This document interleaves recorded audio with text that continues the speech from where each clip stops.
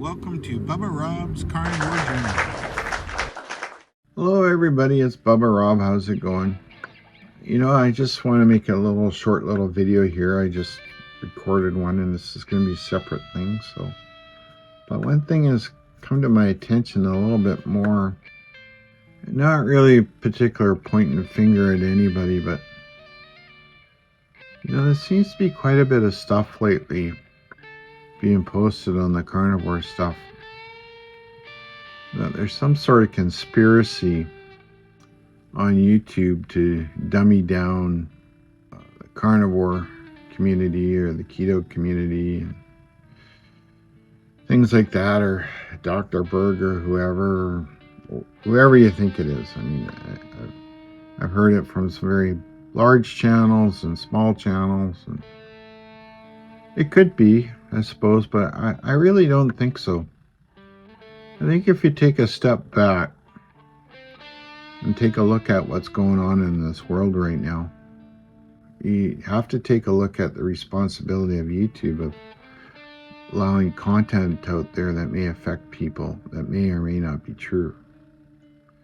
But anyways, with what's going on in the world right now, you got like the war in Ukraine, and you got the war in the Gaza Strip, and I'm not here to comment on anything like that, but when worldly events like that take place, there's a lot of that material that's actually getting pushed out there, right? So I would suspect it probably does subtract the ability of anything I do to be pushed out to a bigger audience with the algorithm, right? Just makes sense. And I also believe, the carnivore community, the whole market is kind of a niche market. It's not a big thing. I had a discussion with someone there a couple of weeks ago, and they got a hold of some stats, and there was only, I believe it was just over 500 channels on all of YouTube that actually has carnivore in their title or thumbnail or on the channel name. That includes everything from the diet to videos about lions and cheetahs and tigers, and are you feeding your pets all meat? But so really the whole carnivore thing really is in its infancy. And if you take a look at some of the larger channels and you compare them to other channels in different genres but very similar styles, we really lag a lot behind, and what you think is doing really good is nothing compared to other genres. So I feel when you put a video out there and you're stating there's a conspiracy against the carnivore community and we're being dummied or dumbed down by YouTube, I really think you're putting some negativity out there that doesn't exist if you really take a hard look at what's really going on. I'm just a guy putting it out there, trying to put some positivity out there and talking about my life so that somebody gains something from it and so that they do better. That's why I try and get you all to question what you're doing and what you're talking about. Putting the conspiracy theory out there is just really, you're not taking responsibility for the actual numbers that you're getting with your channel. I've had a few videos hit over 1,000 or 2,000. Some of them only get 50. If I get one or more, I feel it's a positive, right? What I know is I've been at it maybe 6-7 months now, and everything's getting a little better with my editing and my talking and what I talk about. And if I take a look back at the really early stuff, I go, oh God, do I ever suck? then I think about, wow, if I'm going to keep doing this, how am I going to transition what I talk about with my channel? So that's why I don't just talk about carnivore stuff. You can only talk about meat so many times. You can only watch so many, caramelized butter bites so many times. You can only watch so many videos of somebody crying about themselves so many times. Right? I find if my channel goes backwards, it's incumbent upon me to take a hard look at myself and actually what I'm doing. Am I actually putting together a video or giving information that actually has any legitimacy? Is there any substance to it? Is there any meaning to it? Right? I mean, I wonder how many people out there, when you're doing this, are you actually taking responsibility for your actions? Your behavior that started you off with your addictive issues with your food, and might have been alcohol before, or drugs, or the obsessive behavior. Are you just transferring it to your channel? I've talked about that before. Right? What have you really worked on? What have you done? You just changed your diet. Big fucking deal. It's a start. It's a great start. I don't mean to downplay it, but what have you really done?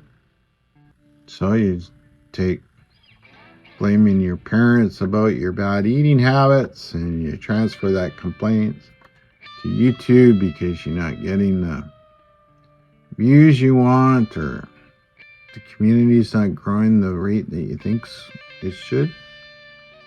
But what's going to happen is, whatever's going to happen with your videos out there and the content you put out there is going to happen. You have no control over it. You have absolutely no control of what's going to happen with the carnivore community. The only thing you have control over yourself and the actions that you put out and that you do in taking care of yourself and making those changes. That's about it. That's all. That's all you can do. To get bummed out or depressed or talk about negative shit to make content and some flashy thumbnail like, oh God, the sky is falling. How many Chicken Littles have to be out there? That's the one thing that's going to hurt this thing more than anything else, is people feeling sorry for themselves, trying to get pity, and basically making an ass out of themselves.